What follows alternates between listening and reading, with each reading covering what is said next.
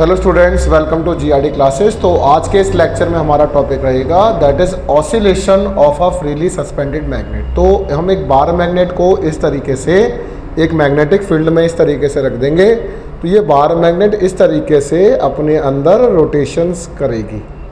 तो let us suppose अगर ये बार मैग्नेट किसी एंगल पर है थीटा किसी मैग्नेटिक फील्ड में, तो ये मैग्नेटिक मोमेंट और मैग्नेटिक फील्ड के बीच में एक एंगल बन रहा है दैट इज़ कॉल्ड थीटा। तो हमने कुछ अप्लाइड टॉर्क जो होगी तो बॉडी इस तरीके से रिस्टोर करेगी। चलो इसको देखो।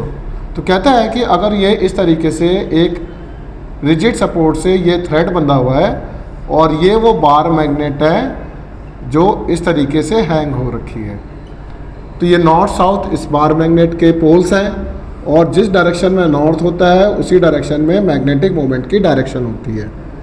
ओके, अब इस तरीके से ये मैग्नेटिक फील्ड लाइंस हैं जिस मैग्नेटिक फील्ड के अंदर ये फ्रीली हैंग हो रखा है।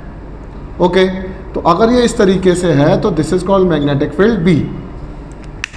मैग्नेटिक फील्ड और मैग्नेटिक मोमेंट में एक एंगल बन रहा है that is theta, and you know that जो टॉर्क होता है वो एम बी साइन थीटा की बराबर होता है।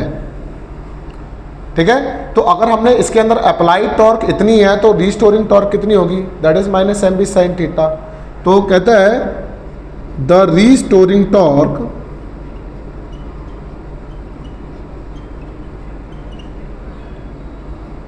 ड्यू टू रोटेशन कितना बन जाएगा, torque equals to minus of M B into sine theta.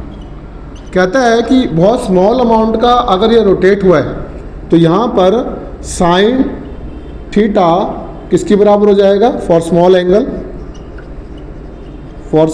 Angle sine theta similar to theta, तो restoring torque minus of M B theta की बराबर हो जाएगा।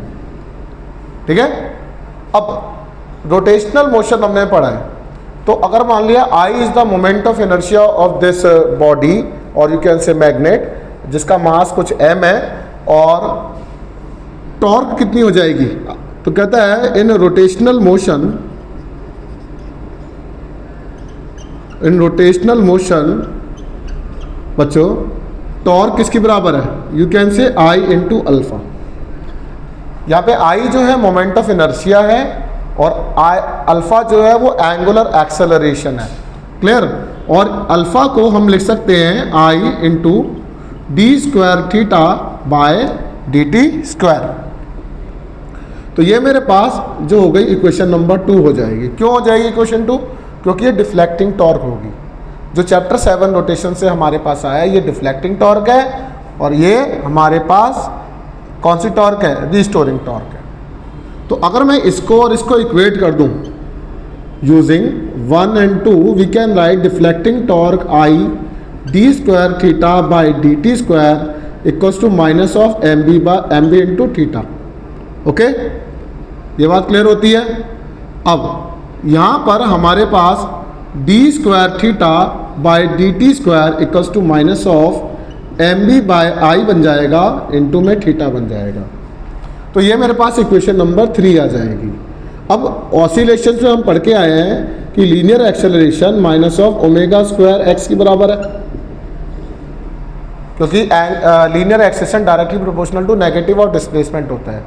तो ये देखो, ये डबल डिफरेंशिएशन को भी एंगुलर एक्सेलरेशन बोला गया है, यहाँ पर लीनियर एक्सेलरेशन बोला गया है। ये माइनस है, ये माइनस है, ये एंगुलर डिस्प्लेसमेंट है, ये लीनियर डिस्प्लेसमेंट है। तो ओमेगा स्क्वायर किसके बराबर हो गया, एम बी बाय आई की बराबर हो गया। तो यहाँ पर हम स्टार्ट करते हैं, कहते हैं using third and fourth equation we can write that is omega square किसकी बराबर हो गया, that is M B by I की बराबर हो गया। तो ओमेगा जो हो जाएगा under the root of M B by I बन जाएगा। ऐसा होने से टाइम पीरियड जो होगा वो 2 पाई बाय ओमेगा की बराबर होता है।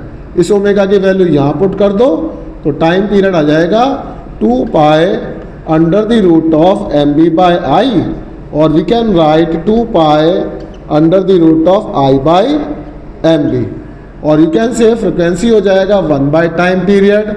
तो इस टाइम पीरियड को करेंगे तो 1 by 2 pi under the root of M B by I बन जाएगा, जो हमारे पास रिक्वायर्ड रिजल्ट है। आई रिक्वेस्ट ये वाली derivation examination point of view से बहुत इंपॉर्टेंट है। रिक्वेस्ट है 3 से 4 बार लिख के प्रैक्टिस करें। Thank you very much.